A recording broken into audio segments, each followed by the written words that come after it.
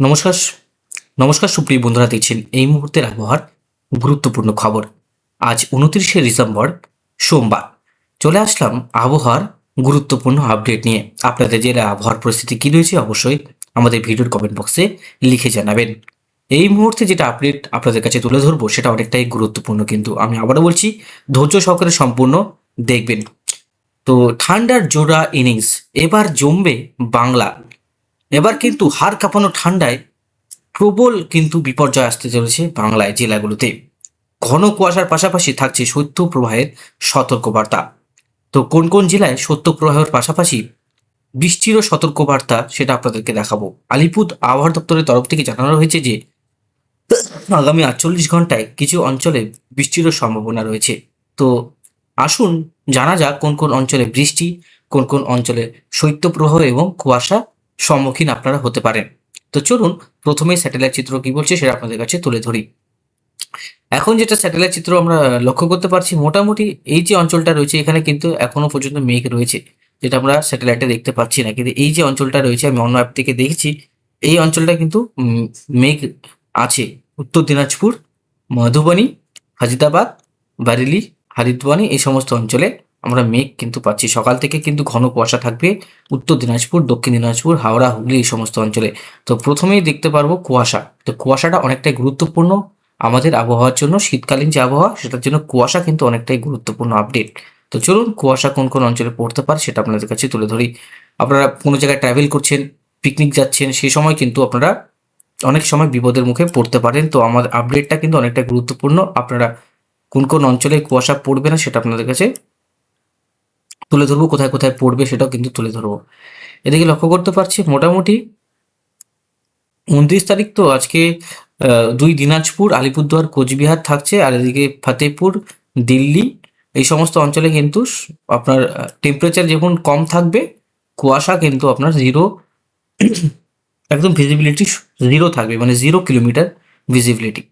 Prayagraj, Gwalior, Delhi, UP 30 তারিখে আপনারা same পরিস্থিতি থাকবে। 30 তারিখে সেম পরিস্থিতি থাকবে। 31 তারিখ থেকে আমাদের পশ্চিমবঙ্গে সমস্ত অঞ্চলেই ঘন কুয়াশার সতর্কবার্তা থাকলো। 31 তারিখ সোম, মঙ্গল, বুধবার 31 তারিখে কিন্তু সমস্ত অঞ্চলে আমরা লক্ষ্য করতে পারবো যে কুয়াশা। দিল্লি, গোয়ালিয়র, প্রয়াগরাজ মানে ইউপি, দিল্লি এই সমস্ত অঞ্চলে আমরা 100% আপনারা কুয়াশা পাচ্ছেন। মানে আপনারা যদি যান, দিল্লি যাচ্ছেন, লখনৌ যাচ্ছেন, আপনারা ট্রাভেল করছেন বা আপনারা এরোপ্লেনে যাচ্ছেন, সমস্ত অঞ্চলে কিন্তু এই ধীর গতির সম্মুখীন হতে পারেন খুব ভারী কুয়াশা, ঘন কুয়াশার জন্য। 1 তারিখে আমরা লক্ষ্য করতে পারবো গোটা অঞ্চলে কুয়াশা, কিন্তু 1 তারিখে দক্ষিণবঙ্গের জন্য সুখবর। 1 জানুয়ারি সমস্ত দক্ষিণবঙ্গেই ঘন কুয়াশার সতর্কবার্তা থাকছে। 1 জানুয়ারি সমস্ত দক্ষিণবঙ্গে ঘন কুয়াশা থাকছে। তার সাথে সাথে উত্তরবঙ্গের সমস্ত জেলাতেই থাকছে ভারী কুয়াশার অ্যালার্ট। আপনারা লক্ষ্য করতে পারছেন বিভিন্ন অঞ্চলে কিন্তু ঘন কুয়াশা থাকবে বন্ধুরা। এদিকে মোটামুটি প্রয়াগরাজ, দিল্লি থেকে লখনৌ, ফজিদাবাদ, সীতাপুর, প্রয়াগরাজ, বেনারসি, সারসাম, গায়া থেকে শুরু করে ধানবাদ, দুর্গাপুর, কৃষ্ণনগর, কলকাতার সমস্ত অঞ্চলেই থাকবে। কৃষ্ণনগর, নদিয়া ডিস্ট্রিক্ট, বহরমপুরে থাকবে। আসানসোল, দুর্গাপুর, মেদিনীপুর, উত্তর 24 পরগনা, দক্ষিণ 24 পরগনা, হাওড়া, হুগলি সমস্ত অঞ্চলে কিন্তু ভয়ঙ্কর কুয়াশার সতর্কবার্তা থাকছে। এই কুয়াশার জন্য হলুদ এবং কমলা সতর্কবার্তা জারি করা হচ্ছে গোটা উত্তর এবং দক্ষিণবঙ্গে। উত্তর ও দক্ষিণবঙ্গে সমস্ত অঞ্চলে 1, 2, 3 তারিখ পর্যন্ত আমরা লক্ষ্য করতে পারছি ঘন কুয়াশা থাকবে বন্ধুরা। আর 1 জানুয়ারি থেকেই ঠান্ডার যে তীব্রতা সেটা আরও বাড়বে। আজকে 29 তারিখ, আজকে থেকে ঠান্ডার তীব্রতা আরও বাড়বে। টেম্পারেচার কিন্তু 9, উত্তরবঙ্গে 10, 8, 9, 10-এর কাছে ঘোরাফেরা করছে। তাই বুঝতে পারছেন উত্তরবঙ্গে কিন্তু জাঁকিয়ে ঠান্ডা এই মুহূর্তে। ঠান্ডার কিন্তু জোড়া ইনিংস চলছে এই মুহূর্তে। তো এই মুহূর্তে যেটা আমরা লক্ষ্য করবো বৃষ্টি। তার আগে আমরা এক্সট্রিম ফরকাস্ট কি বলছে সেটা আপনাদের কাছে তুলে ধরছি। চলুন এক্সট্রিম ফরকাস্ট কি বলছে সেটা আপনাদের কাছে তুলে ধরছি। এক্সট্রিম ফরকাস্ট যেটা বলছে গোটা মানে 28 তারিখ, 29 তারিখ উত্তর এবং দক্ষিণবঙ্গে ঠান্ডা একই সেম থাকবে। ঠান্ডা লেয়ার আমরা লক্ষ্য করতে পারছি, ঠান্ডা কিন্তু সেম থাকবে। 30 তারিখও ঠান্ডা থাকবে। 31 তারিখেও কিন্তু ঠান্ডা লক্ষ্য করতে পারছি। 1, 2, 3 তারিখেও কিন্তু ঠান্ডা লক্ষ্য করতে পারছি। কিন্তু 3 তারিখ দক্ষিণবঙ্গের জন্য একটা গুরুত্বপূর্ণ আপডেট। 3 তারিখে জলীয় বাষ্প আবার প্রবেশ করবে। এভাবে 3 তারিখে উত্তর যেটা বলছিলাম 3 তারিখে কিন্তু আপনার গোটা দক্ষিণবঙ্গে জলীয় বাষ্পপূর্ণ যে বায়ু সেটা প্রবেশ করবে, সেটা 1, 2, 3, 4, 5 দিন পরের আপডেট। তো যাই হোক, কিন্তু একটা সম্ভাবনা রয়েছে বৃষ্টিপাতের, সেটা কিন্তু হতে পারে দক্ষিণবঙ্গের কিছু জেলাতে। হুম। পাহাড়ে কিন্তু তুষারপাত অনবরত চলবে।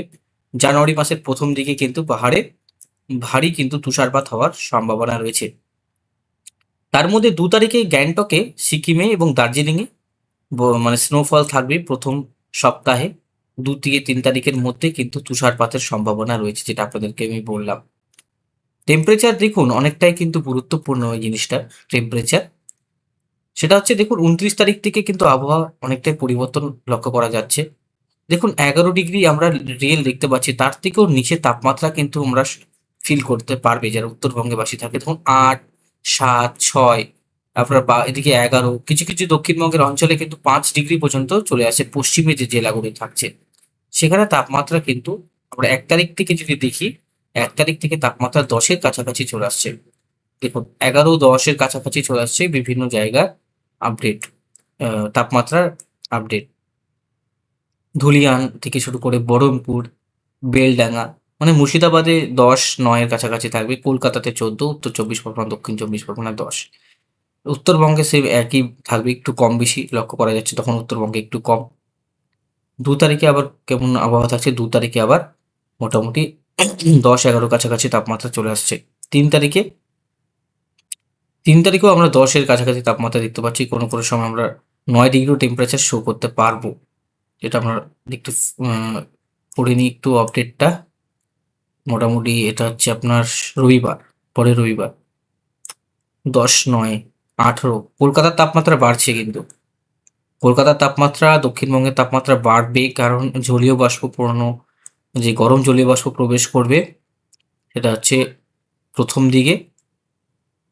হুম, উত্তরবঙ্গে সেম পরিস্থিতি থাকবে, ঠান্ডাটা জোরালো থাকবে উত্তরবঙ্গে, এটা আমরা লক্ষ্য করতে পারছি।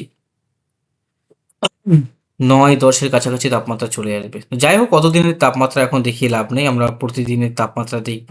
আগামী 30 তারিখ, 31 তারিখ পর্যন্ত তাপমাত্রা কিন্তু সেমই থাকবে, মোটামুটি 9, 10-এর কাছাকাছি ঘোরাফেরা করবে।